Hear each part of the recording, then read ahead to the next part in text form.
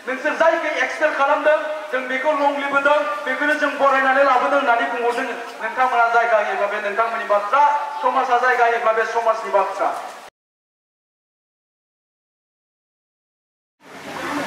तामुलपुर जिल्ला बड' सिने आर्टिस्ट एसोसिएशननि बानजायनायाव खुंनो लानाय गेट टुगेदार एबा महरगिरिफोरनि लोगो हमलायनाय बे जथुम्माखौ दैदेनलांनाय अनजालु दैदेनगिरि बिथांमोन आरो बेवहायनो बाहागो लानो हानाय बिटिआरनि मानगोनां चिफ बिथांनि अनजालि डिसि भागुल भरारि बर' बायदेव बाहागो लानो हानाय जोंनि सेन्ट्रेल दिसानि मानगोनां गाहाय नेहाथारि बिथां गुरु पबित्र बर' सेन्ट्रेल दिसानिनो गुबुन गुबुन बिबानाव थानाय गासै बिबानगिरि बिथांमोन तामुलपुर जिल्ला बड' सिने आर्टिस्ट एसोसिएशननि गासै महरगिरि बिथांमोन आरो बेवहाय नुजाथिफैनो हानाय तामुलपुर ओनसोलनि गासै मानगोनां रायजो राजा नोंथांमोन गिबि गिबियावनो नोंथांमोननिसिम आंनि गोसो गोरबोनि खुलुमनायखौ बावहरबाय फंनैसो बिबुंथि लाखिनो खावलायनायलाय बिबुंथि लाखिनो होननानै गसंनाय जाबाय जियानो जा बड' सिने आर्टिस्ट एसोसिएशनखौ जोंनि बर' सावथुन मुलुग एबा जोंनि बर' हारिमु बेखौ जोङो गोजौ फारसे लांनांगौनि थाखाय बे एसोसिएशनखौ दानाय जादों बे एसोसिएशना बर' सावथुन मुलुगखौ जों माबोरै गोजौआव लांनांगौ बिनि थाखाय गोलाव समनिफ्राय खामानि मावबाय थादों जुजिबोबाय थादों गोबां स्ट्रागल खालामबोबाय थादों मानोना जोंनि हारिमुखौ जुदि जोङो लाखिनो गोनांब्ला जोंनि हारिनि हारिमुखौ गोजौ फारसे लांनो गोनांब्ला जोंनि जि बर' सावथुन बे बर' सावथुनखौबो जों फोथांना लाखिनांगोन आरो बर' सावथुननि जि मानदान्दा बेखौ जोङो गोजौआव लांनो हानांगोन अब्लासो जोङो जोंनि बर' हारिमुखौ बुहुमनि गेजेराव फोसावनो हागोन बुहुमनि गेजेराव जोङो जोंनि हारिमुखौ दिन्थिनो हागोन बे थांखिजोंनो जोङो बड' सिने आर्टिस्ट एसोसिएशना गोलाव समनिफ्राय खामानि मावबाय थादों आरो दिनै नैबे थासारिसिम मोनफैदों गोबाव सम जोङो माखासे उसुबिदानि गेजेरजों सोलिबोबाय थादों आरो बे उसुबिदाया जोंहा दिनैसिमबो दङ मानोना जोङो बर' सावथुनखौ दिहुनखांनायनि उनावहाय जोंहा सावथुन दिन्थिनो थाखाय प्लेटफर्म गैया जायनि थाखाय माखासे प्रडिउसारफ्रा माखासे सावथुन दिहुनगिरिफ्रा सावथुन दिहुननायनि फैसाखौ मोनफिननो हाया आरो जायनि थाखाय उननि समफ्राव सावथुन दिहुननायनिफ्राय जानगाराव थानो गोनां जादों आरो बियो मोनसे जोंनि महरगिरिफोरनियाव गोहोम खोख्लैदों गोहोमा ओरैजाय जुदि जोंनि हारिमुखौ जों फोथांना लाखिनो गोनांब्ला जोंनि हारिनि हारिमुखौ जों जुदि गोजौआव लाखिनो गोनांब्ला जोंनि साफ्रोमबो महरगिरिफ्रा जोंनि साफ्रोमबो आर्टिस्टफ्रा जायफ्रा मेथाइ रोजाबदों जायफ्रा एक्टिं खालामदों जायफ्रा मोसादों जायफ्रा दामदों देदों बिथांमोना गासैबो बेखौ प्रफेशनेल हिसाबै लानो हानांगोन आरो प्रफेशनेल हिसाबै लानो हायोब्लासो जोङो जोंनि हारिमुखौ गोजौआव दिखांनो हागोन आरो बयबो जोंनि लाइमोनफ्रानो होन जोंनि हारिनि बयबो हारिमुखौ सिबिनो थाखाय आवगायबोगोन दा बेबायदि जानो गोनांबा ओंखायनो जोङो दिनै गिबियावनो जुदि जोंनि सावथुन बे सावथुना डेभेलप जानांगोन आरो बे सावथुनखौ दिन्थिनो थाखाय जोंनो प्लेटफर्म नांगोन जोंनि एक्सपिरियेन्स दङ जोंहा जायफ्रा बर' सावथुन दिहुनदों जायफ्रा एक्टिं खालामदों जायफोर डाइरेक्टर बिथांमोनहा मोनसे बिराद गिदिर एक्सपिरियेन्स दङ बे एक्सपिरियेन्सआ जाहैबाय जोंनि बिटिआर ओनसोलाव दा 40टानिफ्राय 50टासिम जोङो मिनि सिनेमा हल खालामनो हानाय जोंहा जायगा दङ केपासिटि दङ जुदि बे मिनि सिनेमा हलखौ जुदि जोङो मोनफुंनो हायोब्ला जोंनि साफ्रोमबो सावथुन दिहुनगिरिफ्रा बेखौ प्रफेशनेल लानो हागोन जोंनि साफ्रोमबो मेथाइ रोजाबगिरि एक्टर एक्ट्रेस साफ्रोमबो एक्टिं खालामनायखौ प्रफेशनेल हिसाबै लानो हागोन आरो प्रफेशनेल हिसाबै लानो हायोब्लानो जोंनि सावथुना गोजौ थाखोसिम दावगालांगोन आरो जोङो जोंनि सावथुन मुलुगखौ हमथानानै लाखिनो हागोन आरो बेफोरनि थाखाय जोङो गुबुन गुबुन समाव बिटिसि आरो बिटिआरनि सरकारजों गोलाव समनिफ्राय जों रायलायबोबाय थादों थांनाय समाव बिटिसि सरकारनावबो जोङो मेम'रेन्डाम होदों गोबां खेब बिटिसिनि कालचारेल डिपार्टमेन्टनि BTCनि सिट बिथांमोनजों रायलायबोबाय थानाय जादों आरो देग्लायबो बिटिआरनि गोदान सरकार UPP लिडार सरकार बे सरकारजोंबो जोङो रायलायदों जोंनि बिटिआरनि मानगोनां CM बिथां प्रमद बर' सारजों जोङो रायलायबोबाय थानाय जादों आरो बिथाङा जोंनो दिनै खोथा होदों जे फैगौ 2022 मायथाइनि एप्रिल मे जुन दाननि गेजेरावहाय जोंनि मोनब्रै डिस्ट्रिक्टआव थानाय बे 10टा साब डिभिजननि गेजेरावहाय गंसे गंसे बिथाङा सिनेमा हलखौ लुफुंजेननानै होनाय जागोन होननानै जोंनो खोथा होनाय जादों निश्चय बेबायदि जायोब्ला जोङो जोंनि बर' सावथुनखौ गोजौआव दैखांनो हागोन जोंहा मोनसे प्लेटफर्म मोननो हागोन आरो बेबायदि प्लेटफर्म मोनोब्लानो जायफ्रा सावथुन दिहुनदों लाख लाख थाखा गारनानै जायफ्रा सावथुन दिहुनदों बिथांमोना सावथुननि फैसाखौ इनभेस्टमेन्ट जिखिनि खालामदों बेखौ मोनफिनगोन आरो जोंनि महरगिरिफोरनोबो थोजासे बिथांमोना रिमिनारेसन होनो हागोन जोंनि गेजेराव टेलेन्टनि आंखाल गैया जोंनि बर' जिब्रा आर्टिस्ट दङ बिथांमोननि गेजेराव दा टेलेन्टनि आंखाल गैया साफ्रोमबो मोजां मोजां एक्टिं खालामनो रोंनाय जाबाय मोजां मोजां मोसानो रोंनाय जाबाय मोजां मोजां मेथाइ रोजाबगिरि ओंखारबाय जोंनाव एक्टिं माने टेलेन्टनि आंखाल गैया दा बे टेलेन्टखौ जोङो गोजौ फारसे लांनो गोनांब्ला आं दहाय बुंबाय थानाया जोंनो प्लेटफर्म नांगोन गोजौ थाखोनि प्लेटफर्म जाय प्लेटफर्मनि गेजेरजों जोङो जोंनि बर' सावथुनखौ नेसनेलनिफ्राय इन्टारनेसनेल लेभेलसिम जों लांनो हागोन जोङो मिथिगौ जोङो थाइलेन्डनि भाषाखौ रावबो मिथिया थाइलेन्डआ मोनसे फिसाथार हादोर बे थाइलेन्डनि जों सावथुनखौ नायो जायखौ नोंथांमोना टनिजा होननानै खोनायो टनिजा मुंनि सासे एक्टर बयबो बेखौ मिथिगौ बिथांमोननि भाषाखौ जों जेबो मिथिया नाथाय सावथुनखौ जोङो बयबो गेदेर उन्दै नायो जाहोना बेनो बिथांमोना मोनसे गोजौ थाखोनि सावथुन दिहुनदों दा जोंनि बर' जाथियाबो दिनै जोंनाव टेलेन्टनि आंखाल गैया दा ओंखायनो जोङो डेभेलप थाखोनि जोङो गोजौ थाखोनि जोंनो सावथुन दिहुननो नांगोन आरो गोजौ थाखोनि सावथुन दिहुनोब्लानो जोंनि बे सावथुनखौ गुबुन हारियाबो जोंनि भारतनि गेजेराव नायगोन भारतनि उनाव थाइलेन्डआवबो नायगोन चाइनायावबो नायगोन पाकिस्तानावबो नायगोन बांलादेशआवबो नायगोन दा बेबायदि जानो गोनांबा जोङो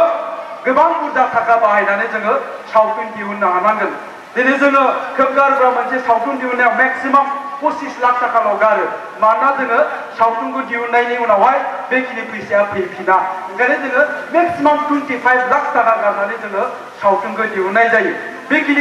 बेखिनि इनभेस्टमेन्ट खालामनायनि उनावबो जों नुदों दिनैनि दिनावहाय बलिउडजों फेर फाथिनो हानाय जोङो सावथुन दिहुनदों दा गतिके जोंबो जुदि गोबांथार थाखा गारनानै गोबांथार इनभेस्टमेन्ट खालामनानै जुदि जोङो सावथुनखौ जुदि दिहुननो हायोब्ला जोंनि सावथुनखौबो जोङो नेसनेल लेभेल इन्टारनेसनेल लेभेलसिम लांनो हागोन दा बेबायदिनि थाखाय जोंनो गभर्नमेन्टनि सापर्ट नांगौ दहाय एसे सिगाङाव जोंनि BTCनि कालचार डिपार्टमेन्टनि EM बिथाङा बुंलांदों दा बिथाङा स्टाफानो गैया कालचार डिपार्टमेन्टआव खामानि मावनो 9 जनल' खामानि मावग्रा दङ आरो बेबायदि दिनै 18 बोसोर BTCआव कालचार डिपार्टमेन्टखौ सालायबोदों कुनुदिन कालचार डिपार्टमेन्टखौ इम्पर्टेन्स होआखै कुनुदिन जेबो जोङो महरगिरि आफाद जोंनि बड' सिने आर्टिस्टआनो होन बर' हारिमु आफादानो होन जोङो सरकारनिफ्राय जेबो जोङो सापर्ट मोनबोआखै जायनि थाखाय जोङो मोनसे जायगायावनो दिदोमै थानो गोनां जादों ओंखायनो जों दिनै गोबांथार आसा खालामदों जोंनि गोदान बिटिआर सरकारनिफ्राय निश्चय जोङो गोबां सापर्ट मोनगोन आरो बेखिनि खोथाखौ जोंनो बिटिआरनि मानगोनां सिबा जोंनि सिगाङाव फोरमायदों आरो जों खावलायनाय बायदियै जों बुंनाय बायदियै जोंनि बड' सिने आर्टिस्ट एसोसिएशना खावलायनाय बायदियै दिनै जोंनि बर'नि मोनसे सम्पति जायखौ जों आलायारन होननानै मोनसे आलायारन सावथुन 1986 आव दिहुनदोंमोन बेस्ट रिजनेल फिल्म एवार्ड मोननो हानाय जादोंमोन बे सावथुनखौबो जोङो सिगांनि सरकारखौबो खावलायदोंमोन बे सावथुनखौ जोंनि गेजेराव लाबोफिननांगौ होननानै नाथाय बिथांमोना जेबो खोमाखौ सुवाखिसै बेखायनो गोदान सरकारखौबो जों खावलायनाय जादों आरो जों खावलायनाय बायदियैनो गोदान सरकारा जोंनो मोनसे आफाद दानानै होदों बे जाहैबाय गोजाम बर' सावथुन आरो बर' मेथाइ बुथुमगिरि मोनसे आफाद होननानै जोंनो दानानै होनाय जादों आरो बे आफादनि गेजेरजोंनो दाखालि मुम्बाइआव थांनानै जोङो आलायारन सावथुनखौ लाबोफिननो हाबाय आरो जोंनो मिथिहोनाय बायदिब्ला आरोबाव जुदि बियो 2 बोसोर थाबावनायमोनबा बे आलायारन सावथुना गोमालांसिगौमोन बेखौ जोङो मडिफाइड खालामफिननो हानाय नङामोन खोब गोजोनथाव बाथ्रा दिनै जोंनि खोथाखौ खोनासंनानै बे सावथुनखौ बिटिआर सरकारा जोंनि गेजेराव लाबोफिनबाय आरो गोदान जितु दानि टेक्न'लजि बे टेक्न'लजिनि गेजेरजों जेनेबा मोनसे बे सावथुनखौ HD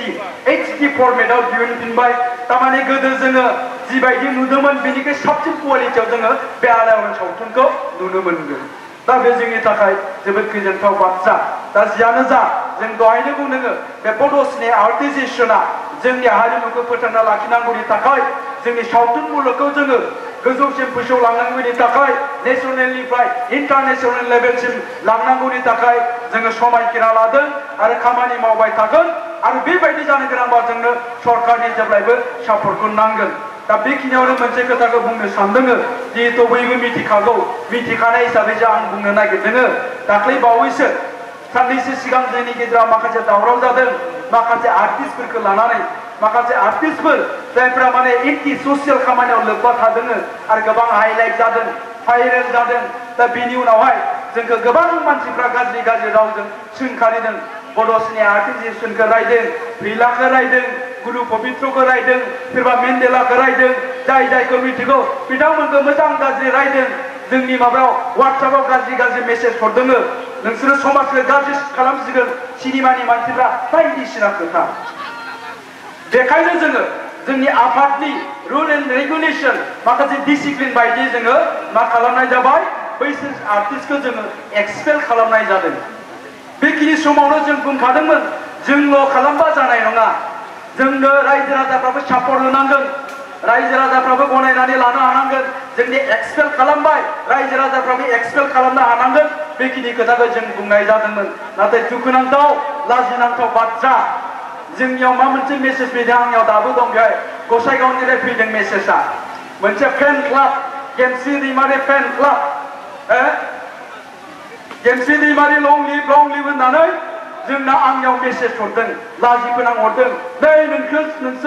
नोंसोर जायखौ एक्सपेल खालामदों जों बेखौ लं लिभ होदों बेखौनो जों बरायनानै लाबोदों होननानै बुंहरदों बेसेबां लाजिनांथाव आरो दुखुनांथाव दा अब्ला नोंथांमोनानो जुदि गनायदोंब्ला रायजो राजायानो गनायनो हादोंब्ला समाजानो गनायनो हादोंब्ला जोंखौ रायनायाबो ओंथि गैया नाथाय जोङो बुंगोन जोंनि आर्टिस्टफोरनि गेजेराव बेफोरबायदि आर्टिस्ट ओंखारोब्ला जों बेखौ मालाबाबो जायगा होनाय नङा नोंथांमोना जायगा होयोब्ला बे नोंथांमोननि बाथ्रा समाजा जायगा होयोब्ला बे समाजनि बाथ्रा किन्तु जोङो बड' सिने आर्टिजेसनाव बेखौ जों जायगा होनाय नङा मानोना बेबायदि खालामनाय जायोबा जोंनि इयुन जोलैफोरनियाव जोंनि फिउचार जेनेरेसननियाव मोनसे गाज्रि गोहोम गोलैगोन मोनसे रं कनसेप्ट फैगोन माबायदि कनसेप्ट गेमस्रि दैमारि बायदि जायोब्लासो नामजादा जानो हायो होननाय मोनसे गाज्रि कनसेप्टआ थागोन आरो बेबायदि जायोब्ला जोंनि समाजाव गुबुंले बारबो बारगोन बेखायनो जोङो जोंनि थांखिनिफ्राय दोरोदा इयुननि समाव सोरबा आर्टिस्टफ्रा बेबायदि गाज्रि आखुजों लोब्बा थायोबा जों बेखौ एक्सपेल खालामबाय थागोन किन्तु खावलायबावगोन आं रायजो राजा जोंनि समाजखौ जाहाथे नोंथांमोनाबो जोंखौ सापर्ट होयो दा गोलाव खोथा बुंला हयथ' नोंथांमोना बयबो एन्टारटेनमेन्ट लानो लुबैदों जोबथारनायाव आङो तामुलपुर बर' सिने आर्टिजेसनसिम रोजा रोजा साबायखर बावहरबाय बे हाबाफारिखौ लानायनि थाखाय हाबाफारियाव लेंहरनायनि थाखाय जोबथारनायाव मोनसे खोथा बुंबावनो सानदों गोसोआव गोलैनायनि थाखाय आथिखालाव जोंनि बर' सावथुन मुलुगनि सिजन जोंनिया सिजनेलसो नालाय जों फुजासो नागिरनानै जों बे सावथुनखौ दिन्थियो जोंनियाव बिराद गिदिर मोनसे प्रब्लेम जाबाय थादों बे प्रब्लेमा जाबाय मा सिनेमा दिन्थिनो गोबां जायगायाव जोंखौ एडमिनिस्ट्रेसना एलाउ होआखै दा बेखायनो जोंनियाव फन फैबाय थायो दा बेखायनो आङो बुंदों जों दसे उनाव प्रेस मिटबो खालामनाय जागोन बेवहाय मोजांनि बाथ्रा गेदारिं खालामनो होआखै कर'ना भाइरासनि बोथोर जोंबो बेखौ वेलकाम खालामो बे प्रट'कलखौ जोंबो मानिनो लुबैयो नाथाय खोथाया जाहैबाय मा बुंनो नाङाब्लाबो आं बुंनोसै दाखालि भबानिपुर समस्तियाव हिमन्त बिश्व शर्माया 6-7 हाजार मानसिफोरखौ गेदारिं लानानै मिटिं खालामबाय बे कर'ना भाइरास जाया नामा हाथाय बाजार खुला जाबाय बे कर'ना भाइरास गैया नामा दा बेवहाय गेदारिं जाबाय बे कर'ना भाइरास गैया नामा साननैसो उनाव इलेक्सननि हाजार मानसिफोरखौ लानानै गेदारिं खालामगोन बे कर'ना भाइरास जाया नामा दा बेखायनो आङो प्रशासनखौ बुंगोन एडमिनिस्ट्रेसनखौ बुंगोन जोङो थांनाय समफ्रावबो गोलाव सम लकडाउन जानानै थानानै जोंनि महरगिरिफ्रा गोबां खहा जादों गोबां जोङो गाज्रि थासारि जोंहा मोगा मोगि जानो गोनां जादों जायफोर मेथाइ रोजाबगिरिफोर दङ जायफोर महरगिरिफोर दङ बैसागो फांसनानो होन गुबुन गुबुन हाबाफारियानो होन बिथांमोना प्रग्राम खालामनो मोनाखै जायनि थाखाय बिथांमोना गोबां खस्थ' सहायनो गोनां जादों दा दिनैनि दिनाव ओंखायनो आं खावलायदों जिहेतु जोङो नुनायाव आथिखालाव कर'ना भाइरासनि जेबो गोहोम नुवाखिसै आरो बिनिफ्राय हाथाय बाजार गेदारिंनि सायाव जिहेतु जेबो रिस्ट्रिक्शन गैया हिसाबै बेखायनो जोंबो बड' स्ने आर्टिस्ट एसोसिएशननिफ्राय जोंनि एडमिनिस्ट्रेशनखौ खावलायगोन जाहाथे नोंथांमोना बाजारखौ जेरै खालामनो होदों जाहाथे नोंथांमोना बै इलेक्शननि केम्पेइनखौ जेरैबायदि खालामनो होदों जोंखौबो सावथुन दिन्थिनायनि खाबुखौ होनो नांगौ आं बेखिनि खावलायबाय आरो बिबुंथिखौ बेखिनियाव फोजोबबाय गोजोन्थों थेंक इउ